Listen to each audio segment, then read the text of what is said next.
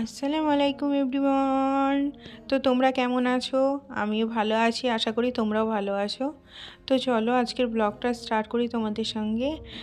যেহেতু বকরিদ চলে এলো, সামনেই বকরিদ, তো তাই এই তো দিদি, আমি, সামিয়া, শিফা সবাই মিলে চলে গেলাম শপিংয়ে। বকরিদের জন্য কিছু শপিং করব বাচ্চাদের, আমাদের, তাই চলে গেলাম শপিং করতে, বেরিয়ে পড়লাম।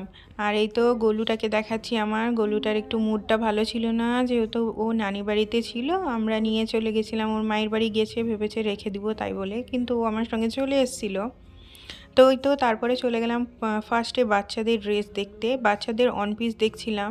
তো এই তো বাচ্চাদের কালেকশনগুলো দেখছিলাম, বেশ ভালো ছিল। তারপরে এই তো ওরা বাচ্চাদের ড্রেস দিদি দেখছিল, আর আমি এখানে ক্যামেরার সামনে একটু নিজেকে দেখে নিচ্ছিলাম আর কি। তো তারপরে চলে গেলাম বাচ্চাদের কালেকশন দেখার পর একটা দোকানে চলে গেলাম আমি নিজের জন্য কিছু থ্রি পিস দেখতে। তো থ্রি পিসগুলো ভালো লাগলো না, কালেকশন ভালো ছিল না বলে চলে গেলাম সিধাই ওদের জন্য, তো আইসক্রিম কিনে দিলাম ওদেরকে। অ্যান্ড আমি আর দিদি চলে গেলাম ফুচকা খেতে। আর বাইরে বেরোলেই ফুচকা খাবো না এরকম হয় না, ফুচকা লাভার তো সবাই আমরা। তারপরে চলে গেলাম ফুচকা খাওয়ার পরেই চলে গেলাম আরেকটা দোকানের উদ্দেশ্যে, যেহেতু ওখানে কালেকশানগুলো খুব একটা ভালো ছিল না, সেরকম আমারও পছন্দ হয়নি, আমার দিদিরও পছন্দ হয়নি সেখানে কালেকশানগুলো, তাই অন্য দোকানে চলে গেলাম কিছু অন্য কালেকশান দেখতে। আর যেতে যেতে দেখছি রাস্তায় এই যে এই মলটা ভি2 মল, এই যে নতুন উদ্বোধন করেছে, তাই আজকে প্রচুর পরিমাণে ভিড় ছিল, আজকেই উদ্বোধন হলো মলটা।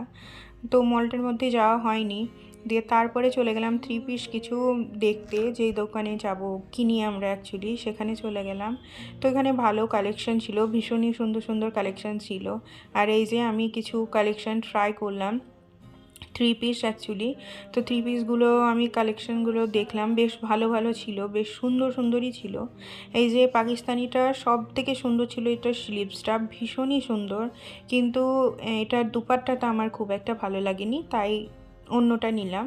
তো এই তো আমাদের শপিং ডান, আজকের মতো শপিং কমপ্লিট করলাম। তো শপিং কমপ্লিট করার পর আমরা আবার চলে গেলাম, টুকটুক করে চলে গেলাম আমি দিদিদের বাড়িতে। তো এই তো দিদিদের বাড়ি যাওয়ার সময় এই যে একটু আমি নিজেকে দেখাচ্ছিলাম অ্যাকচুয়ালি যে কী কী শপিং করেছি আমরা রাস্তায়।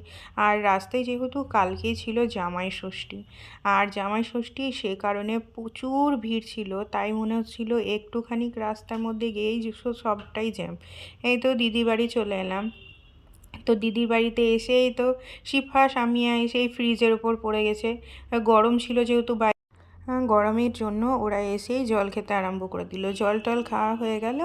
তারপরে এই যে জামাইবাবু বাড়িতে ছিল যেহেতু, তাই জিজু বলল যে চলো তোমাদেরকে আমি বাড়িতে রেখে আসি, যেহেতু রাস্তায় প্রচুর পরিমাণে বললাম না ভিড়, সেই জন্য বলল চলো আমি আমি রেখে আসছি। তো আমি সামিয়া জিজুর সঙ্গে চলে এলাম, জিজু বাড়িতে রেখে এলো। আশা করি তোমাদের আজকের ব্লগটা ভালো লেগেছে, ভালো লাগলে আমাকে একটু please like share and comment করে জানিও। ওকে, বাই বাই।